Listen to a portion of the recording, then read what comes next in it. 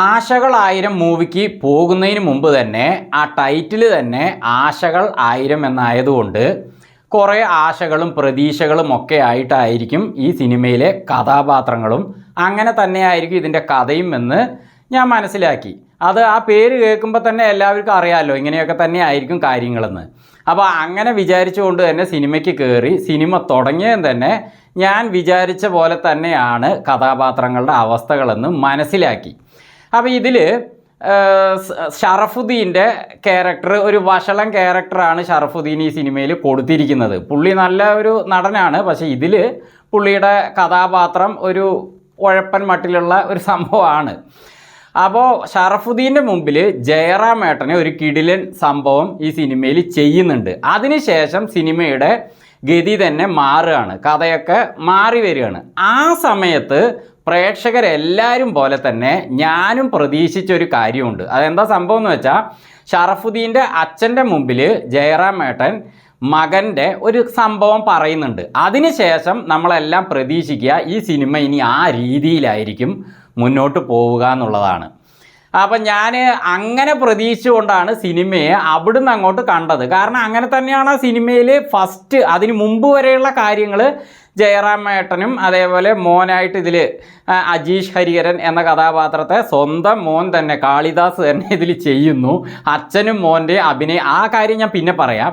അപ്പോൾ രണ്ടുപേരും തന്നെ അങ്ങനെ ചെയ്ത് മുന്നോട്ട് പോകുമ്പോൾ ഇനി ഇവിടുന്ന് അങ്ങോട്ട് ജയറാമേട്ടൻ്റെ അവസ്ഥകൾ ഞാൻ പ്രതീക്ഷിച്ച രീതിയിലായിരിക്കും എന്ന് കരുതി. പക്ഷേ അവിടുന്ന് അങ്ങോട്ട് സംഭവങ്ങളൊക്കെ കഥയൊക്കെ മാറിയിട്ട് നമ്മളുടെ പ്രതീക്ഷ പോലെയല്ല സിനിമ പോകുന്നത്.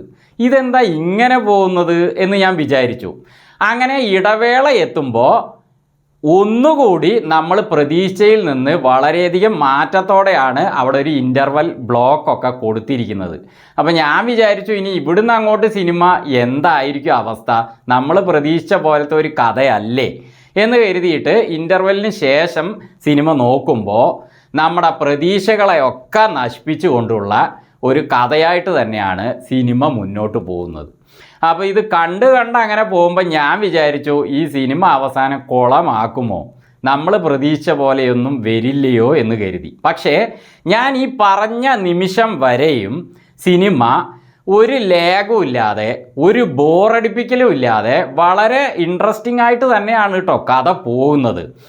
പിന്നെ അതിന് ശേഷമാണ് സിനിമയിൽ നമ്മൾ പ്രതീക്ഷിച്ചതിൽ നിന്നൊക്കെ വളരെ വ്യത്യസ്തമായിട്ട് ഒരു കഥ ഈ സിനിമയുടെ കഥാകൃത്തായ ജൂഡ് ആൻ്റണി ജോസഫ് ആൻഡ് അരവിന്ദ് രാജേന്ദ്രൻ ഇവർ രണ്ടുപേരും കൂടി എഴുതി വച്ചിരിക്കുന്നത്. അപ്പം നമ്മൾ പ്രതീക്ഷിച്ച ഒരു സംഭവം ആ സിനിമയിൽ സംഭവിക്കാതെ പോയിട്ട് സിനിമ ഒരു വഷളൻ ലെവലിൽ അവസാന ക്ലൈമാക്സ് ഒക്കെ എത്തിക്കഴിഞ്ഞാൽ അത് നമുക്ക് വളരെയധികം നിരാശ തരും. പക്ഷേ നമ്മൾ പ്രതീക്ഷിച്ചതിൽ നിന്നൊക്കെ വ്യത്യസ്തമായിട്ട് വേറെ ഒരു സസ്പെൻസായ വളരെ ഇൻട്രസ്റ്റിംഗ് ആയ ഒരു കഥയിൽ എത്തുകയാണെങ്കിലോ അത് നമുക്ക് വലിയൊരു ഹരം തന്നെയായിരിക്കും.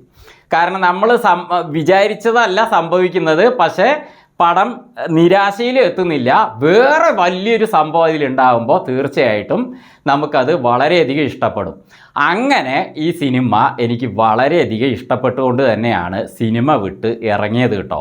ഇതിൽ ജയറാമേട്ടന് കുറേ കാലങ്ങൾക്ക് ശേഷം, അതായത് പുള്ളി കുറേ സിനിമകളിൽ തെലുങ്കിൽ അതേപോലെ മറ്റ് ഭാഷകളിലൊക്കെ അഭിനയിക്കുന്നുണ്ട്, പക്ഷേ ഒരു മുഴുനീള ഗംഭീര കഥാപാത്രം ജയറാമേട്ടൻ്റെ കണ്ടിട്ട് കുറച്ചായി.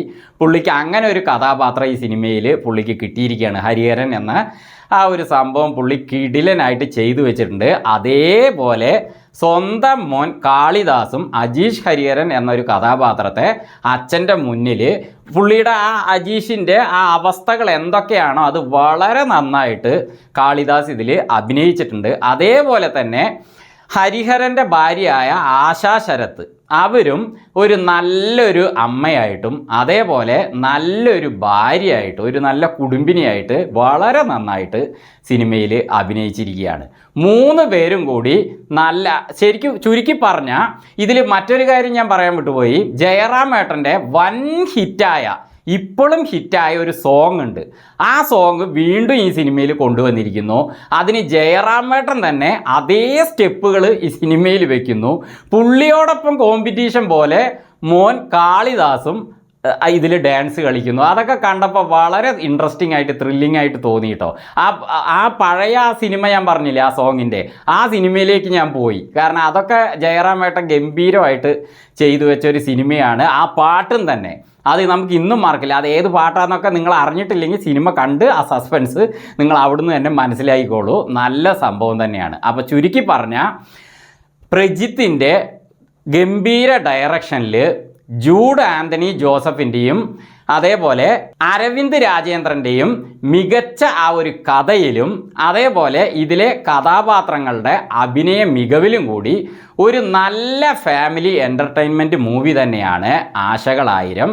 ഇങ്ങനത്തെ സിനിമകളൊക്കെ എപ്പോഴെങ്കിലേ വരുള്ളൂ കേട്ടോ. ഞാനിത് പ്രത്യേകിച്ച് പറയാൻ കാരണം തിയേറ്ററിലൊക്കെ സിനിമകൾ ഹൗസ്ഫുള്ളായിരിക്കും.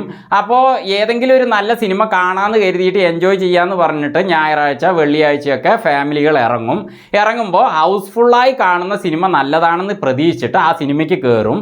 പക്ഷേ കയറി സിനിമ കാണുമ്പോഴായിരിക്കും ഇതെന്താ ഈ സിനിമ ഇങ്ങനെ, ഇതിനാണോ ഇത്രയും തിരക്ക് എന്ന് തോന്നിപ്പോകുന്ന പല സിനിമകളുമുണ്ട്.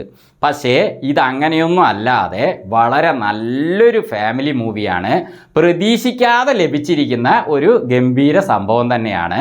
അപ്പോൾ ഫാമിലി ആയിട്ട് പോയി കണ്ട് സിനിമ എൻജോയ് ചെയ്യുക.